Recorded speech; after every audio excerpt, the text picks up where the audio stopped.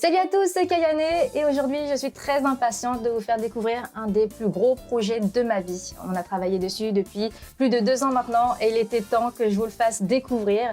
C'est un nouveau setup, un studio d'émission à la maison où je vais pouvoir faire des émissions autour des jeux de combat, où je vais pouvoir inviter des joueurs pour faire des show matchs, pour faire des invitationals et voilà, tout ça de chez moi voilà, je pense que vous pouvez voir un petit peu l'ambiance et j'ai trop hâte de vous faire découvrir tout ça, donc on est parti!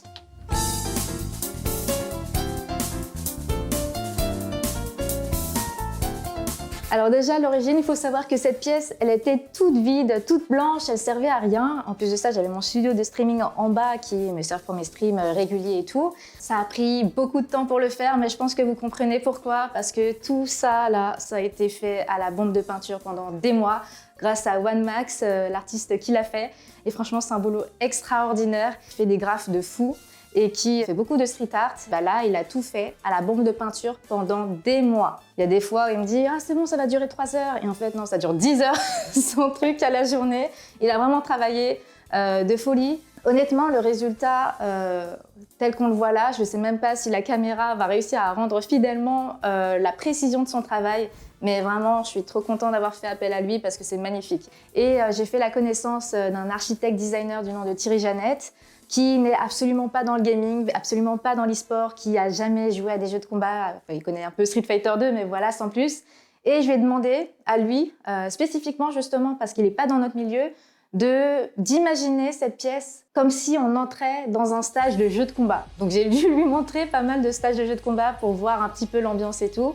Et je lui ai dit, il faut qu'on sente un peu la bagarre, quoi. Et voilà, grosso modo, c'est un peu tout ce que je lui ai dit. Et voilà tout ce qu'il a fait. Je me suis dit au fur et à mesure que j'avais besoin peut-être de développer d'autres choses parce que j'avais cette envie depuis longtemps de faire des invitationals.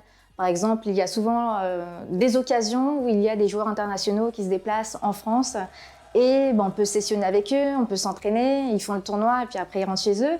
Et je trouvais ça dommage de ne pas finalement profiter un peu plus de ça pour organiser des vrais invitationals avec eux. Pour ça, il faut avoir son endroit dédié, je pense. C'est plus simple parce que louer des endroits sur Paris, ça peut être compliqué en fonction des disponibilités de chacun. Ça peut aussi être coûteux.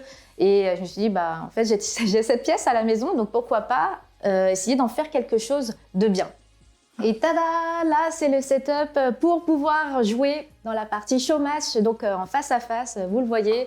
Mais avant de vous parler de ça, regardez ces sphères, elles sont magnifiques. Honnêtement, quand je l'ai vu dans le plan 3D, je me suis dit, vous êtes sûr qu'on va pouvoir faire ça ?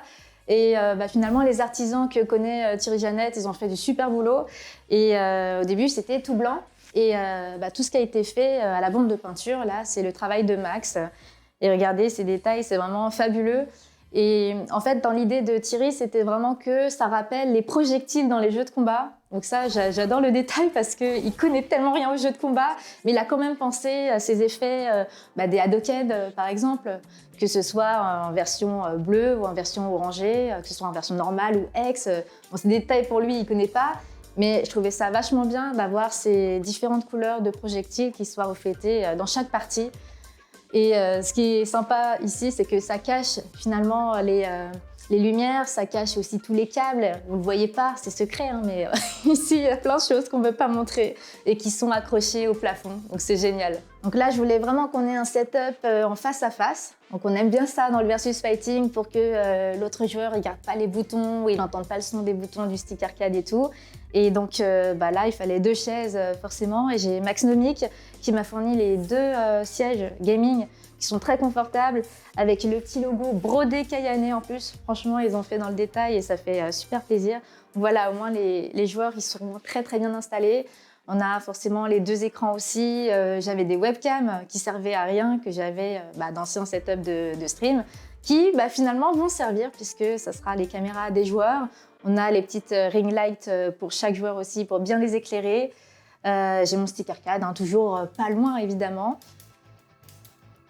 Les casques qui sont fournis pour les joueurs sont les casques de la marque Meze Audio, le Neo 99, que je trouve vraiment très élégant, raffiné. Je voulais justement quelque chose qui fasse pas trop gros casque gamer. Et là, je trouve que ça va parfaitement bien. Je trouve que le rapport qualité-prix, il est excellent. Et en plus de ça, il est vraiment adapté aussi au gaming. Je l'utilise à titre personnel et c'est pour ça que j'ai voulu que les joueurs aussi l'aient quand ils jouent ici. Et puis surtout, on a une bête de config, un très beau PC qui a été fourni par Intel et Asus, mes sponsors, et surtout assemblé par Material.net que je remercie énormément. Voilà, c'est que du gros matos pour que les joueurs puissent jouer avec le meilleur matériel possible. Alors Asus m'avait recommandé de faire tout en blanc. Alors moi je suis team black, hein, vous le voyez, je m'habille toujours en noir et tout. Et souvent quand je prends du matos, c'est toujours noir aussi, toujours dark. Et Asus m'a dit ce serait joli une tour blanche. J'étais assez étonnée et finalement je trouve que ça rend très bien. Donc c'est la tour blanche Tough Gaming. Et en plus ce que j'aime beaucoup c'est les sangles de transport. Et je pense que ça va être bien parce que dans les événements que j'organise, comme les Kine Cup, je pense que je vais prendre cette tour-là pour l'emmener avec moi. Bon, je ne vais pas m'y risquer à le porter parce que voilà, il est allumé en plus. Donc, on ne va pas se risquer, mais je trouve que c'est très élégant la façon dont on peut le porter.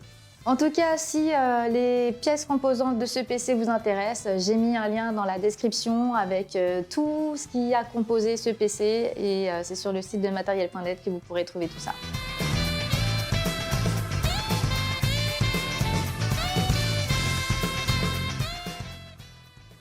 Et là, je pense que vous aurez bien reconnu le stage sur le toit de Street Fighter 2. Donc vraiment, c'est un grand hommage à ce jeu. Et donc là, c'est la partie cosy avec deux beaux fauteuils. On se sent super confortable ici. Et avec l'écran de retour, on va pouvoir voir ce qui se passe de l'autre côté avec les matchs des joueurs à commenter. Donc là, c'est la partie cool en fait. Toute la tension se joue là-bas, tandis que nous, on est hypé par les matchs et tout. Donc avec mon co-caster, je commenterai d'ici même. Et peut-être que ici, ça ne servira pas que à caster d'ailleurs, ça peut aussi servir de talk show, d'émission où on va discuter tout simplement. Je peux interviewer les joueurs aussi. On peut vraiment prendre le temps en fait avec un setup comme ça pour discuter. Donc à voir qu'est-ce que je vais inviter pour ça. D'ailleurs, n'hésitez pas à dire en commentaire si vous avez envie d'avoir des interviews de personnes en particulier. Donc là, on est dans la partie régie avec les hommes de l'ombre et notamment Valérie qui m'a aidé à setup tout ça, à me dire quel matériel il faut, qu'est-ce qu'il faut acheter, comment se ruiner. Donc ici, il y a plein de tables de mixage, des cartes son, des stream decks, plein de trucs qui permettent d'avoir une belle réal pour toutes les émissions qu'il y aura ici. D'ailleurs, il est sur du vMix en logiciel. Je ne comprends rien. Moi, je fais sur du OBS d'habitude. J'ose pas toucher. Mais vous le verrez, la plupart des bons réalisateurs, ils aiment bien ce logiciel et ça fait un peu peur. Dans cet espace, il fallait deux PC, donc un PC pour les joueurs, mais aussi un PC pour la régie, pour bien diffuser le stream et qu'il n'y ait pas de pépins, il fallait un PC ultra puissant. Et j'ai parlé de mon projet à Material.net et ils m'ont entièrement conçu et assemblé cette tour Be Quiet avec tous les composants qui sont dans la description, justement, si vous voulez le même PC de streaming. Mais en tout cas, c'est un travail de fou qui a été effectué et donc normalement, tout devrait se passer sans pépins, même avec mon magnétisme. Et Valérie a bien continué de me ruiner, donc heureusement que Material.net m'a évité d'investir dans un PC de streaming parce que sinon je décède. Là, on a quand même investi pas mal dans les caméras et dans les lumières pour qu'il y ait vraiment cet effet waouh quand on rentre dans la pièce et que vous ayez l'effet waouh quand vous regardez le stream de chez vous. Donc on a des caméras pour montrer la zone de jeu. On a deux grosses caméras avec des Lumix JH4 que j'ai commandé. Je ne sais même pas à quoi ça sert, mais c'est pas grave. Valérie, je lui fais confiance. Il m'a dit achète ça x2. Et après, il fallait investir sur deux objectifs différents, un plan serré, un plan large. Et ça fait vraiment le travail. Quand on a testé avec Cuddlecore, parce que c'est une grande amie, mais aussi une excellente joueuse et championne de Tekken américaine, et on a pu tester un petit peu en off les caméras et tout, et franchement, ça rend super bien. Et après, on a recyclé les webcams d'avant. On a une Sony ZV-1 deuxième génération que j'avais pour mes vlogs. Et finalement, ça sert pour la caméra caster et ça fait vraiment le travail. Et des fois, on se dit qu'il n'y a pas forcément besoin d'avoir de superbes caméras sur les joueurs parce que vous le verrez essentiellement de petits quand on voit la séquence des joueurs in-game. Donc il faut surtout un bon éclairage. Donc on a mis des key lights de partout d'Elgato. On a des spots que vous avez même au plafond. On a des LED par terre. J'ai énormément investi dans les Philips Hue. Ça coûte très cher. Mais après, tu peux régler ça sur ton téléphone avec l'application. Tu peux mettre les réglages que tu veux en luminosité. Tu peux faire des scénarios de lumière. Tu peux faire tout ce que tu veux très facilement. Donc, j'ai beaucoup investi dans les Philips Hue et pas seulement ici, mais aussi dans mon propre salon. Donc voilà, ça coûte vraiment cher de faire tout ça. Donc voilà, mais au moins j'ai eu les bons conseils de Valérie pour ça, donc je le remercie. Bon et bien voilà, vous connaissez tous les secrets de la conception de ce studio et pour moi c'est un espace qui est vraiment très important pour moi parce que c'est carrément ma lettre d'amour aux jeux de combat. Je participe au tournoi depuis que j'ai 9 ans. Depuis 2001, je connais la scène jeux de combat et j'avais envie de faire plus de choses encore pour la communauté et voilà. L'année 2025 commencerait bien puisque ce sera enfin déjà opérationnel. Et vu toute l'actualité autour des jeux de combat, tous les événements qu'on va pouvoir faire ici, ça va être trop canon, donc j'ai vraiment hâte. N'hésitez surtout pas à vous abonner pour ne rien louper de tout ce qu'on va faire. Parce que franchement, avec tous les jeux de combat qui arrivent, les nouvelles saisons des jeux qui sont déjà sortis, ça va être un truc de fou. Donc n'hésitez pas à me suivre et à très bientôt. Ciao, ciao!